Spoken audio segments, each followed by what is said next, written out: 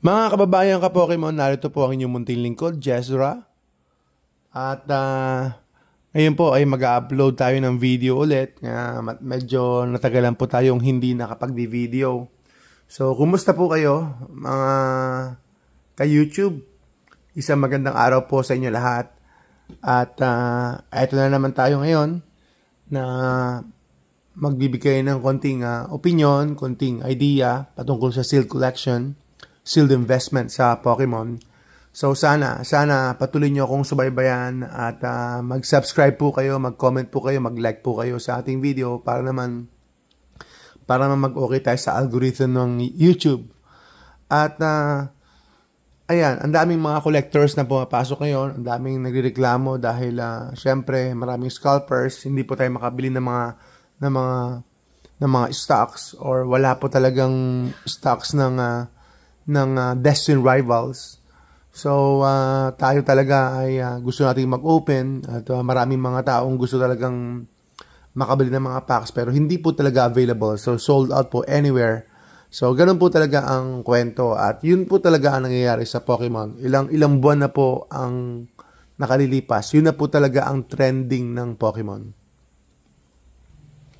Kulang ang supply. Tapos, ayan, may mga scalpers pa. Ano yung scalpers? Yung mga scalpers, maraming binibiling mga Pokemon products. Tapos, ibinibenta po nila ng double the price or at least double or triple the price. Ang basic po sana ay above 20% MSRP. Sana kung decent po yun, fair price.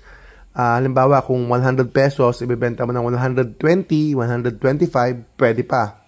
Pero kung ibibenta mo ng 200 pesos, 230, 250, sa tingin ng marami, considering myself, na hindi na po makatao yun, hindi na po tama yun. So, yung po nangyayari, nauunahan po ang mga collectors, at marami po nag-i-scalp, marami po nagbibenta. Marami po nagbibenta ng mas mataas yung halaga.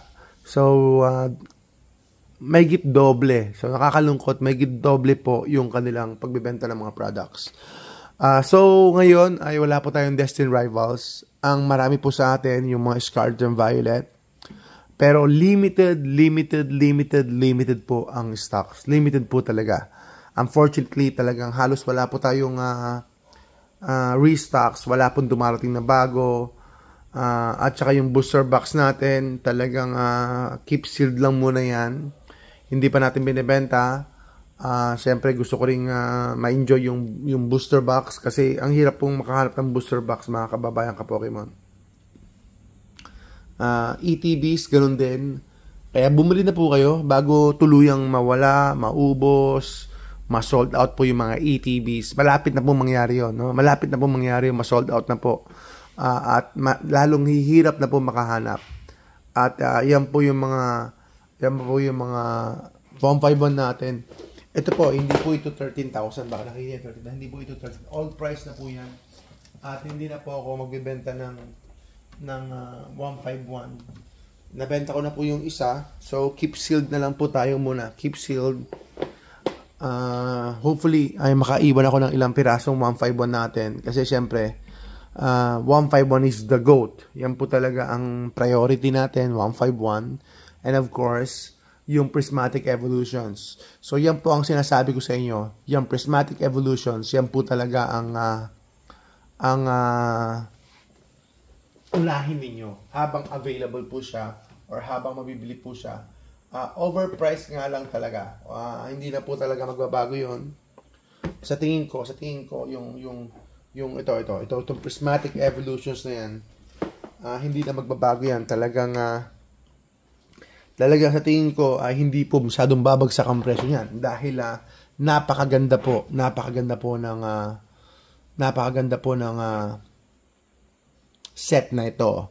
Although the pulls are really hard. Napakahirap po ng pulls ito mga kababayan ka Pokemon. Napakahirap po ng pulls ng Prismatic Evolutions.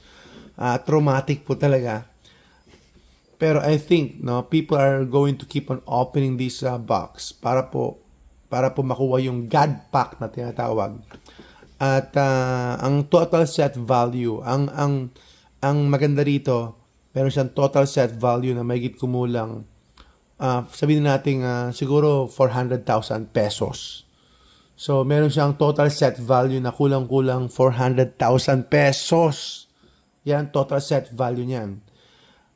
Kaya ako, nag-accumulate na ako. Although, hindi po prismatic evolutions yung ina-accumulate ko. Hindi po, hindi po ETB, sorry. Prismatic evolution po yung ina-accumulate natin, pero hindi po ETB. Kasi, medyo na-rate ako at saka medyo kulang sa budget. So, kung bumagsak po ng konti ito, then siguro yun yung time na kukuha ko ng mas maraming prismatic evolutions ETB. At ang marami sa akin ay yung surprise box, yung binder, at saka yung poster. Yan, yung poster marami sa akin. Pero ito po ay iisa lang. Iisa lang po. Meron sa akin Pokemon Center, dalawa. Tapos, bibili po ako kahit medyo may kamahalan. Bibili pa po ako ng super premium collection ng Prismatic ETB. Or Prismatic Evolutions, sorry. Prismatic Evolutions. Talagang sobrang maganda po ito. Maganda po ito para sa akin. Yan po ang opinion ko. Talagang napakataas po ng potential nito. Abangan na lang natin in a few years kung ano po ang gagawin ng Prismatic Evolutions, mga kaibigan, mga ka-Pokemon. Compare natin sa 151, compare niyo sa Prismatic Evolutions, compare niyo sa Paldean Fates, i-compare niyo sa Crown Zenith. I think yung potential nito nakakalula because of the evolution. Marami po siyang evolution, Umbreon, Jolteon, Leafeon. One of the most desired, most favorite po ito ng mga hobbies po dito po sa niche natin. Yung Pokemon na yan. Yung evolution, talagang nag-gain po ito ng premium, no, ng extra na halaga, na mataas na halaga. Gaya po sa Evolving Skies, 'di ba? Yung Evolving Skies, mga kababayan, ka-Pokemon, yung Evolving Skies sobrang mahal na po ngayon. Ang booster box po ng Evolving Skies is $2,000. Tama? $2,000. Kung ganun po ang presyo niya ngayon as of date, mas mataas pa po ito. Yung Prismatic Evolutions, yung total set value nito, mas mataas pa po kaysa Evolving Skies. And the same pull rate na probably ganong exactly kahirap yung pull rate po ng Evolving Skies at saka Prismatic Evolution. So take note po, opinion ko po, potential po ng Prismatic Evolution napakataas po.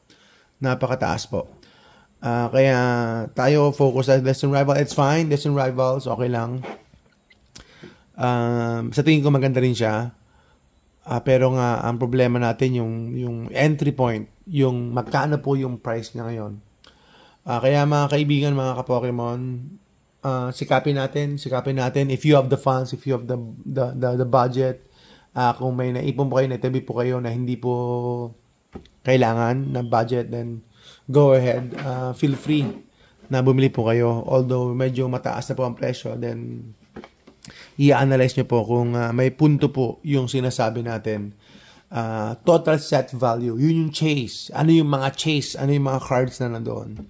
So yan po yung opinion natin, yung share natin sa araw na ito. Sana ay subaybayan nyo po kami. Journey together, andyan din po. Medyo mahal din ang pagkakabili ko. Pero okay lang. Twilight Masquerade, napakanipis ng stocks ng Twilight Masquerade. Wala na po ako makita niyan masyado. Napakanipis po, mga kababayan ka-Pokemon.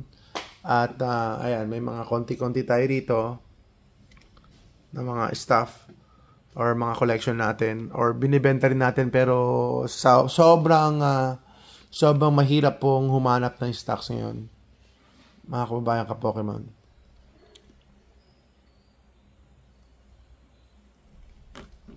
Isang magandang araw po sa inyo. Papaalam na po ako sa inyo. Sana nakatulong po ako sa inyo kahit na konti. Ah, hanggang sa muli, salamat po at patuloy niyo po kaming tulungan, subaybayan at suportahan po dito po sa Jessa Trading. Isang mapagpalang araw po. Mission impossible pa rin po tayo. Talagang sa akin ay imposible to. Hindi na tayo maakyat. Pero okay lang. Okay lang. Basta patuloy pa rin. Meron pa rin dyan. Salamat po. Isang magandang araw po sa inyo lahat. Mission impossible.